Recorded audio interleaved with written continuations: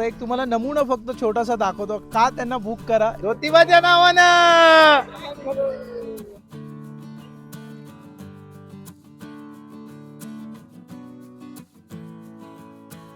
याच्यापेक्षा कमी तुम्हाला मला वाटत नाही इथे महालक्ष्मी मंदिराजवळ कुठेही तुम्हाला रूम्स अवेलेबल होतील. वेळ खाल्ली नाहीत तर तुम्ही रंकाळ्याला आल्यासारखं तुम्हाला वाटणार नाही. मंडळी, मी काल महालक्ष्मी मंदिराचं दर्शन का घेतलं नाही मी त्याचं कारण आता तुम्हाला सांगतोय. नमस्कार मंडळी, तुमचं स्वागत आहे आपल्या चॅनलमध्ये. मंडळी, आजचा व्हिडिओ खूप खास असणार आहे कारण मी आज आलेलो आहे पंचगंगा नदी वसलेल्या समृद्ध अशा कोल्हापूरमध्ये. आणि मी आज पूर्ण कोल्हापूरची जी काय फेमस लोकेशन आहे तुम्हाला या व्हिडिओमध्ये मी दाखवणार आहे. आणि फर्स्ट ऑफ ऑल तुम्हाला प्रश्न पडला असेल तर कोल्हापूरला यायचं कसं, तर तुम्ही बाय ट्रेन येऊ शकता, बाय प्रायव्हेट व्हेकल येऊ शकता, किंवा आपल्या एस टी महामंडळाच्या बसेस आहेत, दिवसभर चालू असतात. कुठल्याही एका वेनी तुम्ही इथे येऊ शकता. प्लस आपल्या इथे मेन सिटी पासून 8 ते 10 किलोमीटरच्या अंतरावर विमानतळ सुद्धा आहेत, त्यांनी सुद्धा तुम्ही कोल्हापूरमध्ये येऊ शकता. तर मंडळी, कोल्हापुरात आल्यावर प्रश्न पडतो की राहण्याची खाण्याची व्यवस्था कुठे असणार आहे. तर या सगळ्या गोष्टी मी या व्हिडिओमधून तुम्हाला सांगणार आहे. त्याआधी आपण कव्हर करणार आहोत भरपूर सारे असे फेमस लोकेशन जे कोल्हापूरचा इतिहास सांगतात. आणि त्यातलाच पहिला स्पॉट मी घेऊन आलेलो आहे. त्याचं नाव आहे छत्रपती शाहू महाराज पॅलेस. त्याला आता सध्या न्यू पॅलेस असं म्हणतात. आता मी आतमध्ये जाणार आहे, पण आतमध्ये व्हिडिओ शूटिंगला अलाउड नाही आहे. तर मी आतमध्ये जाणार आहे आणि कोणकोणत्या गोष्टी त्यामध्ये मला बघायला मिळणार आहेत मी सगळं तुमच्याशी शेअर करणार आहे. आणि व्हिडिओ जरा पण स्किप करू नका, खूप इन्फॉर्मेटिव्ह व्हिडिओ होणार आहे.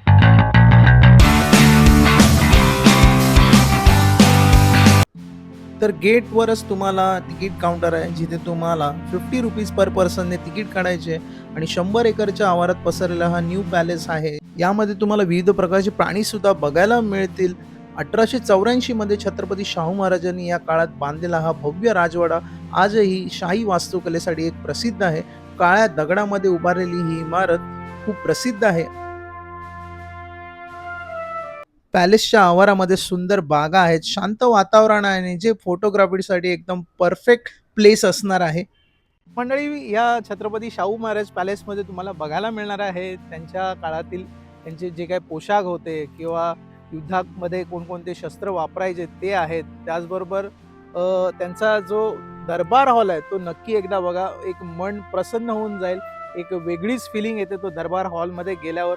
आणि त्याचबरोबर भरपूर सारे असे त्यांनी विविध प्रकारचे जे काही प्राणी आहेत ते सुद्धा तिथे जतन करून ठेवलेले आहेत. तर तुम्ही इथे एकदा याल कोल्हापूरमध्ये तर नक्की न्यू पॅलेस, जे छत्रपती शाहू महाराज पॅलेस सुद्धा म्हटलं जातं त्याला, नक्की भेट द्या. खूप बघण्यासारखं आहे. त्यानंतर आम्ही निघालो. सह्याद्रीच्या कुशीत वसलेलं हे ठिकाण निसर्गरम्य आहे. मंडळी, मी आलेलो आहे आता ज्योतिबाच्या डोंगरावर. त्याला म्हटलं जातं दख्खनचा राजा.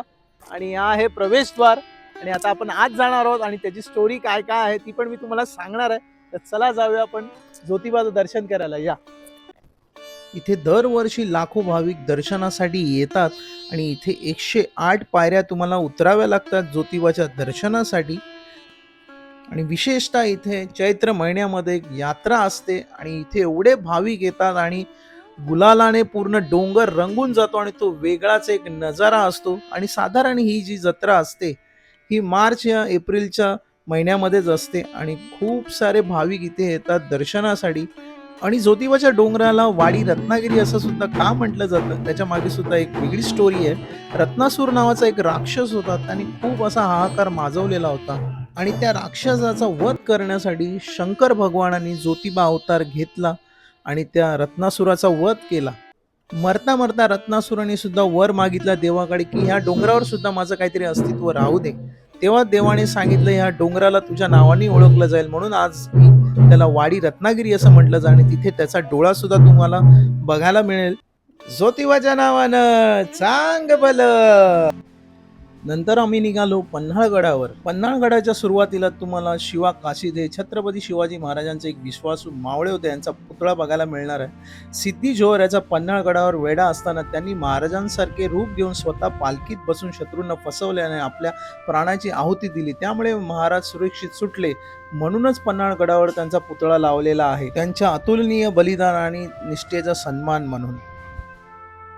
पुढे थोड्या काही अंतरावरच वीर बाजीप्रभू देशपांडे यांचं सुद्धा तुम्हाला स्मारक बघायला मिळणार आहे. तर आता आपण जाऊया पन्हाळगडावरील अंबरखान्यामध्ये. या अंबरखाना म्हणजे धान्य साठवण्याचे मोठे कोठार. येथे हजारो सैनिकांसाठी लागणारे धान्य साठवले जायचे.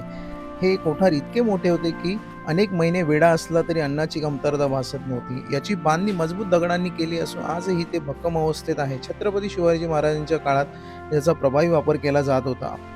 अंबरखाना हा पन्हाळगडाच्या संपूर्ण व्यवस्थेचा एक उत्तम नमुना आहे.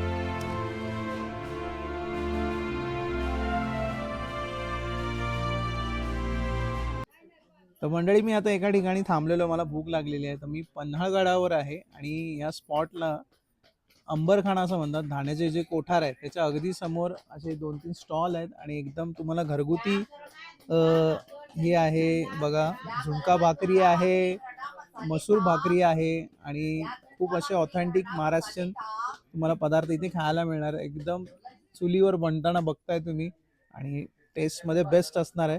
तर तुम्ही जर पन्हाळगडावर येत असाल तर नक्की इथे नाश्ता सेंटर आहेत. तिथे तुम्ही हे जे काही फूड आहे ते एन्जॉय करू शकता, एकदम गरमागरम.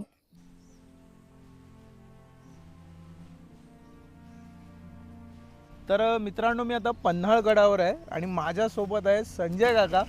आणि हे माझे म्हणजे ऑटो मी बुक केलेली आहे फिरण्यासाठी पूर्ण पन्हाळगड आणि जे काही कोल्हापूरमध्ये जे काही फेमस फेमस लोकेशन आहेत ते, आणि ते गाईडसुद्धा आहेत.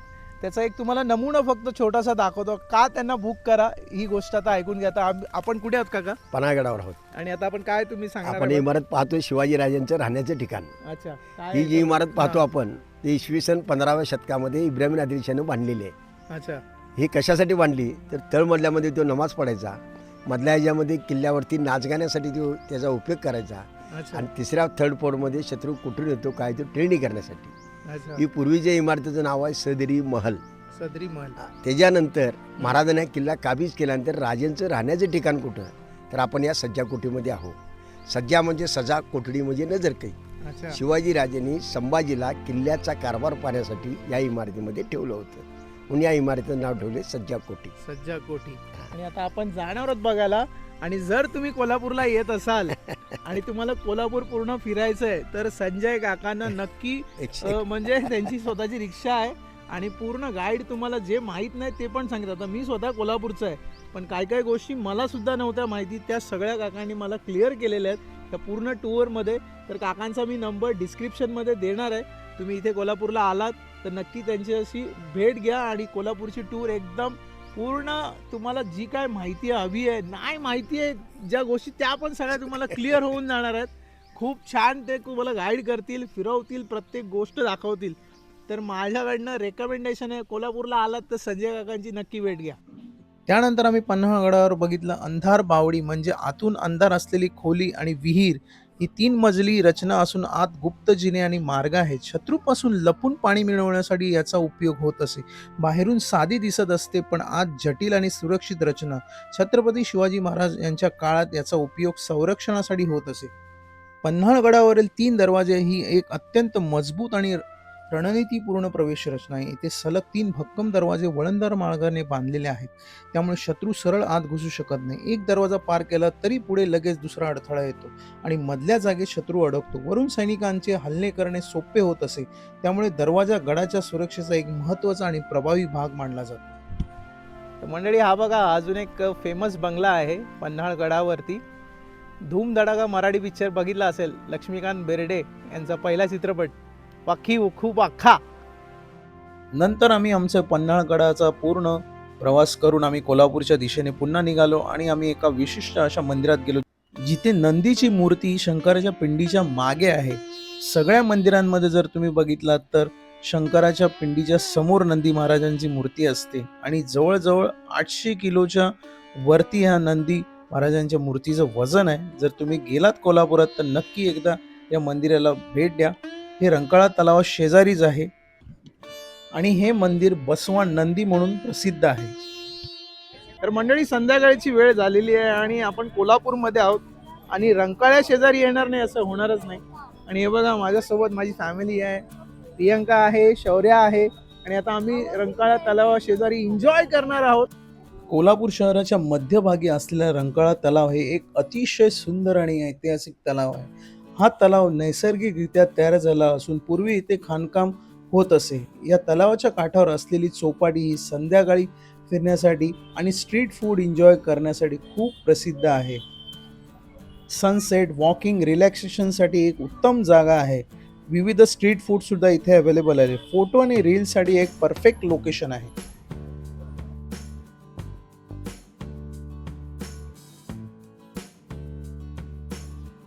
हे बघा, मी तुम्हाला सांगितलं ना रंकाळ्या शेजारी आल्यावर मज्जा करायची असते. तर ही एक त्याच्यातली एक मज्जा म्हणजे फेमस राजकमल भेळ. तिथली भेळ खाल्ली नाही तर तुम्ही रंकाळ्याला आल्यासारखं तुम्हाला वाटणार नाही. आणि हे बघा, सांगायची गरज नाही, काम चालू झालेलं आहे. कशी आहे शौर्य भेळ? इकडे सांग कशी आहे. आणि यायचं की नाही खायला? खायला यायचं, सगळ्यांनी यायचं. ते रंकाळ्याला आलात की नक्की राजकमलची भेळ खा, खूप प्रसिद्ध आहे. आणि मी पण आता खातो. आणि बघा, त्याच्यामध्ये शेव आहेत, पापडी आहे, मिरची आहे, कांदा वगैरे सगळं मस्तपैकी. तर टेस्ट बघूया. हो हो, एक नंबर. थंड थंड वारा येतो रंकाळ्याच्या इथून. आणि त्याच्याबरोबर अशी चटपटीत, गोड, आंबट, तिखट मस्त अशी भेळ राजकमलची. नक्की आलात ती ट्राय करा. तर मंडळी, मी हे बघा, महालक्ष्मी धर्मशाळामध्ये मी रूम घेतलेली एका दिवसासाठी. आणि इथे तुम्हाला मी दाखवतो कोणकोणते रेट आहेत. आतमध्ये जाऊन दाखवतो. या, इथे बघू शकता तुम्ही वेगवेगळ्या प्रकारच्या रूम्स आहेत. डिलक्स रूम आहेत, अटॅच रूम आहेत, साधी रूम आहे, AC रूम सुद्धा आहे आणि लिफ्टची सुद्धा सुविधा आहे. आणि इथे बघा, तुम्हाला मी रेट दाखवतो या फलकावर. आणि हे तुम्ही जेव्हा घ्याल तेव्हा 24 तास एका दिवसाचं असणार आहे. पूर्ण ज्या वेळेला घ्याल त्या वेळेला नेक्स्ट डेला तुम्हाला सोडावं लागणार आहे. हे बघू शकता, वेगवेगळे रेट्स आहेत, त्यानुसार तुम्ही बुकिंग करू शकता. आणि मी डिस्क्रिप्शनमध्ये नंबर देणार आहे. आणि महालक्ष्मी मंदिरापासून अवघ्या एक 2 ते 4 मिनिटाच्या अंतरावर ही महालक्ष्मी धर्मशाळा आहे. त्यामुळे इथेच प्रिफर करा. आजूबाजूला भरपूर साऱ्या म्हणजे लॉजेस आहेत, रूम्स आहेत, पण हे प्रिफर चांगलं आहे, एकदम रिजनेबल आहे. याच्यापेक्षा कमी तुम्हाला मला वाटत नाही इथे महालक्ष्मी मंदिराजवळ कुठेही तुम्हाला रूम्स अवेलेबल होतील. आणि इथे एक चांगलं लोकेशन आहे, खाण्यापिण्यासाठी चांगल्या सुविधा आहेत, शॉपिंगसाठी आहे. रंकाळा तलाव अवघ्या 5 मिनिटावर आहेत. आणि जे काय मेन लोकेशन आहेत कोल्हापुरातले सगळे तुम्ही इथून कव्हर करू शकता. तर मंडळी, बघू शकता, अशा प्रकारची रूम मी बुक केलेली होती 2 बेडची. आणि इथे बघू शकता, क्लीन अँड नीट आहे. आणि ह्याची कॉस्ट आहे 820 रुपये. आणि प्लस 300 रुपये डिपॉझिट आहेत, जे तुम्ही रूम सोडताना तुम्हाला मिळणार आहेत. बघू शकता, पूर्णपणे क्लीन आहे. आणि अटॅच वॉशरूम, बाथरूम एकच आहे. ते पण तुम्हाला दाखवतो मी.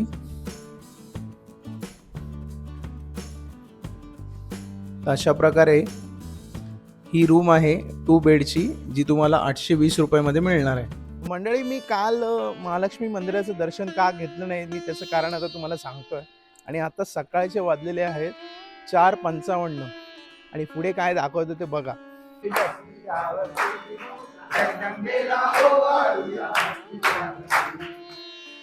महालक्ष्मी मंदिर हे महाराष्ट्रातील एक अत्यंत प्रसिद्ध आणि प्राचीन मंदिर आहे. हे मंदिर देवी महालक्ष्मी अंबाबाई यांना समर्पित असून महाराष्ट्रातील 3.5 शक्तिपीठांपैकी एक मानले जाते.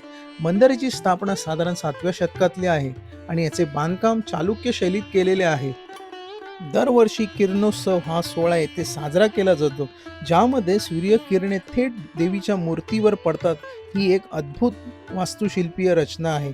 मंदिराच्या परिसरात अनेक छोटे मोठे देवालय आहेत आणि येथे दररोज हजारो भाविक दर्शनासाठी येतात. अंबाबाईच्या दर्शनानंतर आम्ही आमचा मोर्चा वळवला महालक्ष्मी नाश्ता सेंटर, जिथे होते वेगवेगळे व्हरायटीज ऑफ ब्रेकफास्ट आयटम. त्यामध्ये होतं उपमा, शिरा, पोहे, इडली, मेंदूवडा आणि बरंचसं काही. आणि एकदम गरमागरम आणि एकदम बजेट फ्रेंडली रेटमध्ये. एवढं सगळं खाऊन झाल्यानंतर शेजारीच एका ताईंचा स्टॉल होता, त्याच्यावर होते गरमागरम आप्पे.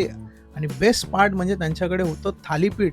आणि त्यांनी जे सर्व केलेलं लोणी, काळ्या वाटाण्याची उसळ, दही आणि कोल्हापुरी खरडा, एक नंबर दादा. पोटभर नाश्ता केल्यानंतर आम्ही कोल्हापूरची सफर केली, भरपूर सारी शॉपिंग केली आणि कोल्हापुरात आपण आलो आणि कोल्हापुरी चप्पल घेतली नाही असं होणार नाही. आणि ते भरपूर सारे असे कोल्हापुरी चप्पलीची दुकानं आहेत. तुम्ही गेलात तर नक्की एकदा तरी कोल्हापुरी चप्पल घ्या आणि एक वेगळाच आणि प्रीमियम फील येईल तुम्हाला जेव्हा पायात घालाल तेव्हा. ही एक आठवण आहे, एक शान आहे कोल्हापूरची. तर नक्की एकदा कोल्हापुरात गेलात तर कोल्हापुरी चप्पल घ्यायला विसरू नका. आणि सर्व शॉपिंग करून पुन्हा एकदा मी आलो आमच्या महालक्ष्मी धर्मशाळेच्या रूमवर. आणि जिथे आम्ही दुपारचं जेवण केलं ते होतं आंबा भोजन. अवघ्या 70 रुपयामध्ये तुम्हाला इथे जेवण उपलब्ध होणार आहे. तर मंडळी, या व्हिडिओमधून मी तुम्हाला राहण्याची खाण्यापिण्याची व्यवस्था एकदम कमी बजेटमध्ये कशी होईल या सगळ्या गोष्टी कव्हर केलेल्या आहेत. आणि आपण कोल्हापुरात आलो आहोत आणि तांबडा पांढरा रस्सा टेस्ट करणार नाही असं होणारच नाही. तर ह्याचे व्हिडिओ सुद्धा अपकमिंग आहेत, तर स्टे ट्यून. आणि या 2 दिवसाच्या टूरमध्ये मी बरंचसं कोल्हापूर तुम्हाला फिरवलं आहे. आणि जर काही गोष्टी राहिल्या असतील तर त्या मला कमेंट बॉक्समध्ये नक्की सांगा, जेणेकरून मी नेक्स्ट टाइम जेव्हा कोल्हापूरमध्ये येईन तर तेव्हा मी ते कव्हर करण्याचा प्रयत्न करीन. तर मित्रांनो, हा व्हिडिओ जर तुम्हाला आवडला असेल तर नक्की लाईक करा, मित्रमैत्रिणींना शेअर करा. आणि माझ्या चॅनलवर नवीन असाल तर सबस्क्राईब करायला विसरू नका. आणि बेल आयकन प्रेस करा, जेणेकरून नवीन व्हिडिओ अपलोड झाला की पहिलं नोटिफिकेशन तुम्हाला येईल. तर आपण भेटूया नेक्स्ट व्हिडिओमध्ये. तोपर्यंत जय हिंद.